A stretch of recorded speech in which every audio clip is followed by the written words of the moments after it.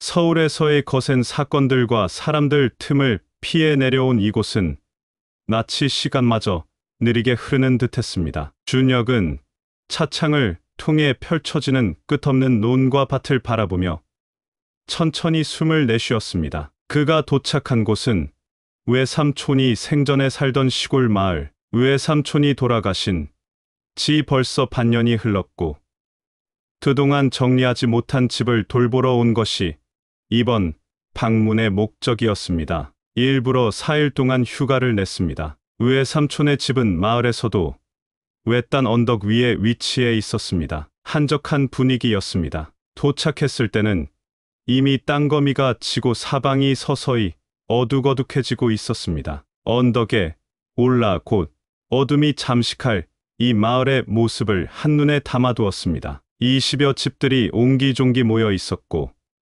일부는 대여섯 집은 개울 건너편에 드문드문 자리하고 있었습니다. 준혁은 차에서 짐을 내려 정리를 했습니다. 간단히 준비했지만 막상 풀어놓고 보니 꽤 많은 분량의 식품들이 쌓였습니다. 도착하자마자 배가 고파 삼겹살을 구워 먹었습니다. 배가 많이 고팠던 것 같았습니다. 소주 한 잔에 삼겹살로 배를 불리고 잠시 앉아 있는데 졸음이 밀려들었습니다. 그리고 깜빡 잠이 들었습니다. 갑자기 외삼촌이 꿈속에서 나타났습니다. 외삼촌 옆에는 강아지 한 마리가 서 있었습니다. 외삼촌은 수심 어린 표정으로 조카인 준혁을 불렀습니다. 뭔가 할 말이 있다는 듯 외삼촌은 손가락으로 뒤쪽 언덕을 가리켰습니다. 그리고 뭐라고 말을 했는데 전혀 들리지 않았습니다. 준혁이 말소리를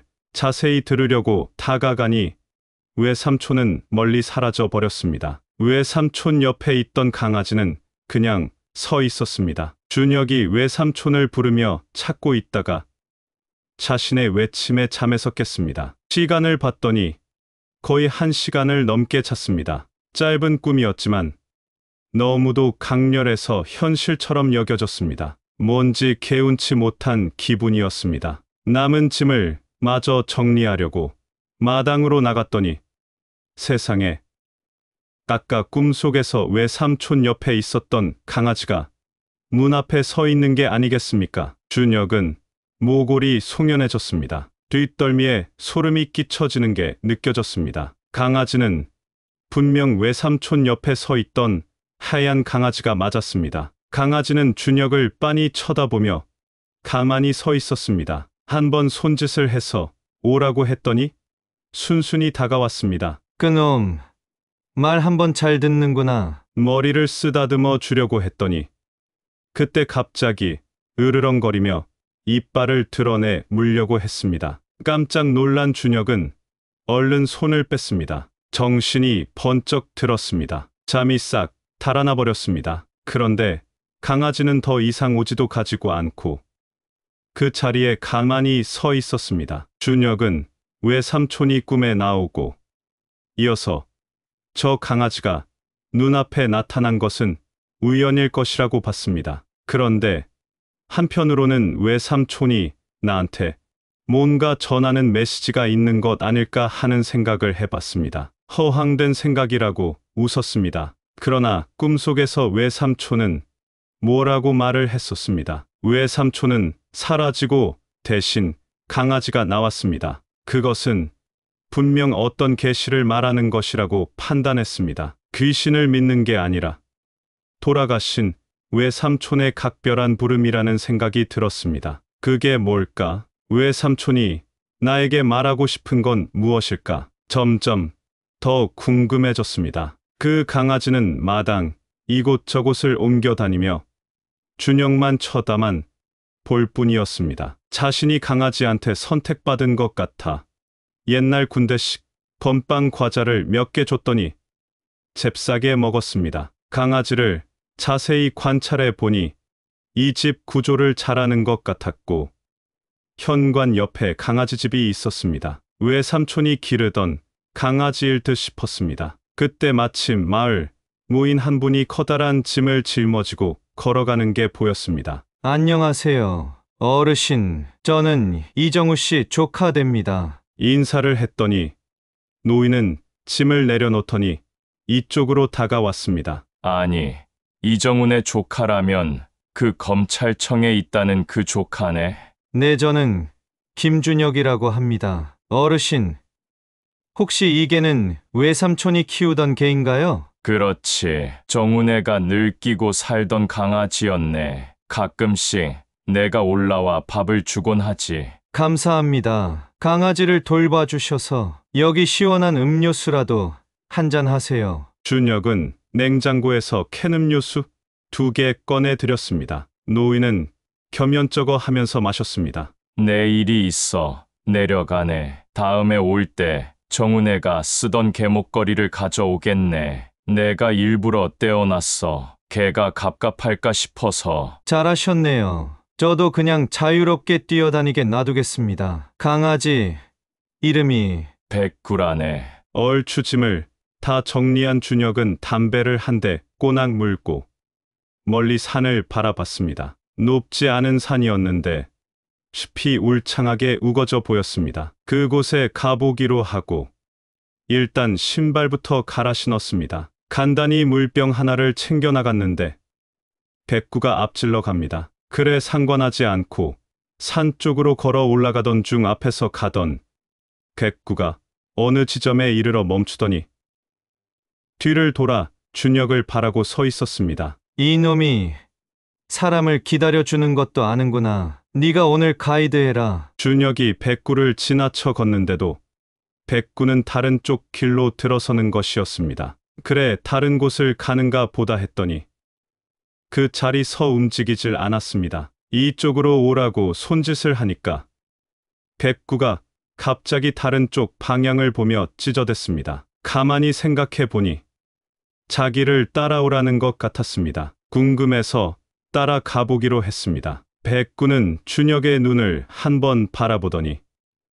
마치 따라오라는 듯 언덕 위로 뛰어올랐습니다. 순간 준혁은 당황했지만 본능적으로 녀석을 따라갔습니다. 숨이 다소 찰 만큼 한참 올라가다 다시 왼쪽으로 틀어져 언덕을 내려가자 숲을 사이로 백구가 멈춰 서 있었습니다. 녀석은 풀숲을 향해 코를 킁킁 대더니 갑자기 흙더미 하나를 파기 시작했습니다. 준혁은 이상하다고 생각하면서 그 옆에 다가갔습니다. 오래된 봉분처럼 보이는 흙더미였습니다. 그런데 봉분치고는 어딘가 어설펐습니다. 마치 급히 만든 듯 잡초도 드문드문했고 흙의 색도 주변과 달랐습니다. 백구는 뭔가를 물고 나와 준혁의 앞에 내려놓았습니다. 그것은 작고 색이 바랜 운동화 한 짝이었습니다. 분홍색의 토끼 모양이 박힌 어린이용 신발. 준혁의 표정이 굳었습니다. 그리고 봉분 옆으로 시선을 돌렸을 때 그는 작고 마른 손 하나가 흙 밖으로 드러나 있는 것을 보았습니다. 심장이 철렁 내려앉았습니다. 준혁은 검찰 수사관으로 다수 사건 현장을 경험했지만 이런 방식의 발견은 처음이었습니다. 경찰처럼 초동 수사가 많지 않는 업무 특성상 이러한 현장에 기겁을 했습니다. 휴대폰을 꺼내 라이트 앱을 켜고 주변을 살폈습니다. 아무런 흔적도 없었지만 무언가 무서운 기운이 맴돌았습니다. 준혁은 경찰에 신고를 했습니다. 이곳은 관할 지역도 아닐 뿐더러 일반적으로 1차 수사는 경찰이 하는 게 원칙이었습니다. 신발 안쪽에는 흐릿한 글씨가 남아 있었습니다. 민서라면 몇 달 전 전국을 떠들썩하게 만든 실종 사건의 피해자였습니다. 5세 여아 어린이집을 마치고 엄마를 기다리던 중 사라졌고 끝내 행방을 찾지 못해 이재 사건으로 분류된 상태였습니다. 경찰은 시신을 수습하고 국과수에 정밀 감식을 의뢰했습니다. 준혁은 공식적인 수사 권한은 없었지만 본능적으로 이 사건에 깊이 관여하게 되리라는 것을 느꼈습니다. 며칠 후 DNA 검사를 통해 시신은 민서로 최종 확인되었습니다. 준혁은 과거 민서 사건에 대해 검색을 해봤습니다. 수상한 차량, 단서 없는 주변, 단순한 유괴가 아닐 가능성이 농후했습니다. 그러나 왜 이곳에 묻혀 있게 되었을까? 더구나 왜 외삼촌 집 근처에 묻혔던 것일까? 그것도 우연일까? 이렇게 허술하게 시체가 보존돼 있었는데 아무도 발견하지 못했다는 것도 이상했습니다. 이곳은 사람의 왕래가 전혀 없는 곳도 아니었기 때문이었습니다. 준혁은 직업상 본능적으로 이 사건에 마을 사람들 누군가 관련돼 있다는 것을 직감했습니다. 그리고 외삼촌의 죽음에 대해서도 뭔가 수상하다는 생각을 했습니다. 꿈에 외삼촌이 나타났고 이어 백구가 자신을 이끌어 준 곳이 아이의 봉분이었습니다. 그게 마침 외삼촌의 집 부근이었던 것입니다. 결과적으로 외삼촌은 자신이 살던 집 부근의 어린애의 봉분을 알려주려고 꿈에 나온 걸까요? 그렇다면 그 봉분과 외삼촌이 어떤 관계가 있다는 것을 암시한다고 판단을 해봤습니다. 분명히 연관이 있다는 직감이 들었습니다. 그것은 수사관으로서 체득한 경험에 바탕한 합리적 판단이었습니다. 준혁은 외삼촌의 사망 진단서를 작성한 병원 의사를 만나봤습니다. 당시 기록에는 넘어져 뇌진탕과 두개골 골절로 나와 있었습니다. 2년 전에 뵌 외삼촌은 62살이었음에도 대도 안 나왔고 체격이 단단해 보였습니다. 그런 양반이 혼자서 넘어져 뇌진탕으로 사망했다는 건 의심스러웠습니다. 그 외 달리 자료는 없었습니다. 경찰이 수사하고 있는 상황에서 준혁이 적극 나설 수 있는 권한은 없었습니다. 경찰서에 신분을 밝히고 검찰청에 공조수사 협조 공문을 띄우도록 조치를 취했습니다. 그렇게 해서 외삼촌에 대해 탐문 수사를 해봤습니다. 준혁은 마을 사람들에게 조심스럽게 이야기를 꺼냈지만 다들 말이 없었습니다. 특히 외삼촌의 죽음에 대해 이야기할 때면 시선을 피하며 얼버무리는 분위기였습니다. 그런 마을 분위기에서 외삼촌의 사망은 어쩐지 더 석연찮게 느껴졌습니다. 어느 날 마을의 최노인이 준혁에게 지나가는 말투로 귀띔을 해줬습니다. 그 백구 말이여. 그놈이 자주 저 언덕 쪽 보고 짖곤 했어. 근데 아무도 거길 안 갔지. 무서워서. 준혁은 꿈속에서 외삼촌이 가르친 곳이 백구가 계속 경계하던 방향과 같은 바로 그 봉분이었음을 깨달았습니다. 그리고 민서의 실종 당일 외삼촌 집 근처에서 외지인의 트럭이 목격되었다는 진술도 확보했습니다. 결정적인 진술이었습니다. 준혁은 외삼촌의 낚시 도구를 둔 다 허물어져 가는 창고를 수색하다가 오래된 낡은 배낭 하나를 발견하게 되었습니다. 그 안에는 민서의 이름이 적힌 수첩과 핏자국이 묻은 손수건이 들어 있었습니다. 누군가 외삼촌의 집에 침입해 물건을 숨긴 듯했습니다. 준혁의 판단으로는 외삼촌의 죽음은 단순한 병사가 아닐 가능성이 커졌습니다. 준혁은 최노인에게 밀착하여 물량 공세를 좀 취했습니다. 담배와 비싼 와인 등으로 로비를 했습니다. 그 노인이 뭔가 많은 걸 알고 있거나 다른 노인들보다 입이 가볍다거나 하는 생각에서 그랬습니다. 아니나 다를까 사망 당일 외삼촌과 다툰 남자가 있었다는 증언을 확보할 수 있었습니다. 준혁은 민서의 이름이 적힌 수첩과 핏자국이 묻은 손수건을 경찰에 인계했고 경찰은 그게 박태수라는 것을 밝혀냈습니다. 준혁은 경찰의 도움으로 마을 근처 공사장에서 일했던 외지인 박태수를 찾아냈습니다. 그는 전과자였으며 민서 실종 당일 근처에서 일한 기록이 있었습니다. 현재 그는 또 다른 유괴미수 혐의로 구속되어 있었습니다. 준혁은 교도소에서 박태수를 면회하게 되었습니다. 박태수는 민서에 대해서는 입을 다물지만 의미심장한 말을 남겼습니다. 그 마을 사람들 다 알고도 모른 척했지. 왜 그랬는지 모르겠는데 다 알고 있었어. 준혁은 마을로 돌아와 현지 경찰의 지원을 받았습니다. 그 경찰은 마을에서 가장 권세가 센 노인을 구슬려 보기로 했습니다. 준혁은 최 노인을 더 구워 삼을 작정이었습니다. 최 노인은 준혁에게 받은 것도 있고 또 준혁의 입에 발린 칭찬의 웃줄에서 몇 가지 말을 더 꺼내 놓았습니다. 먼저 준혁의 외삼촌이 강씨 누구와 싸우는 소리를 들었다는 것, 그리고 마을 주민 중 한 명인 이순옥이 박태수와 내연의 관계였다는 것을 확인했습니다. 준혁은 다시 박태수를 면회했습니다. 당신과 이순옥과의 관계를 다 알고 있어. 이 사건은 경찰이 아니라 검찰로 이송해서 병합 재판을 받아야 할 것이라고 했습니다. 형량이 가중될 것이라고 겁박을 했습니다. 박태수는 한참 동안 생각을 하더니 털어놓았습니다. 당시 이순옥이 데려온 민서를 유괴하는데 실패하게 된 것은 이정우란 노인이 나타나 방해를 했기 때문이었어. 자신들의 얼굴을 알게 된 민서를 다시 돌려보낼 수가 없어서 처리하려고 하는데 이정우가 내 멱살을 잡았어. 노인네 힘이 엄청 강했어. 숨을 쉴 수가 없었어. 그때 이순옥이 이정우의 몸을 돌벽 아래로 밀어버렸어. 그래서 어떻게 했는데? 처음에 나는 이정우를 살리려고 아래로 내려가 봤어. 그런데 머리통이 벽에 받쳐 사망했어. 나는 정말 그 순간에는 이정우를 살리고 민서도 돌려보내준 다음 자수하려고 했었어.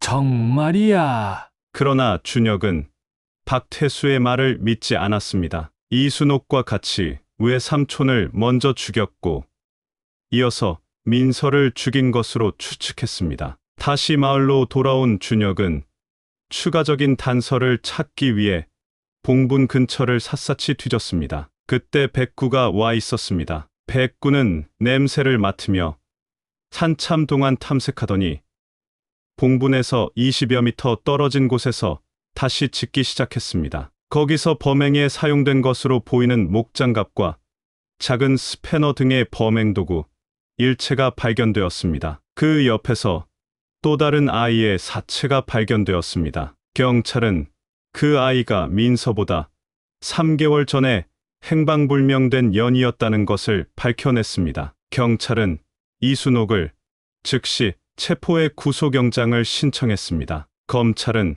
신속히 법원에 영장을 청구하였습니다. 이순옥은 범행을 완강히 부인하며 박태수의 지시로 민서를 교살했다는 것만 시인했습니다. 이순옥은 그러나 박태수와의 대질 신문을 통해 연희를 납치 교살한 것은 자신의 단독 범행으로 실토를 했습니다. 경찰에서 나온 탐문 수사 결과 이순옥은 민서의 엄마와 교류가 있었다고 하고 아이들을 교화시킨다는 명목으로 범행을 저질렀으며 박태수는 실행자일 뿐이라는 것이었습니다. 준혁은 마침내 진실을 밝혀냈습니다. 외삼촌은 공범의 정체를 알아차리고 싸우다 밀려 떨어져 죽은 것이었습니다. 마을 사람들은 이순옥이 개입된 사건임을 알고도 진실을 외면했고 침묵은 더 많은 비극을 불렀습니다. 외삼촌은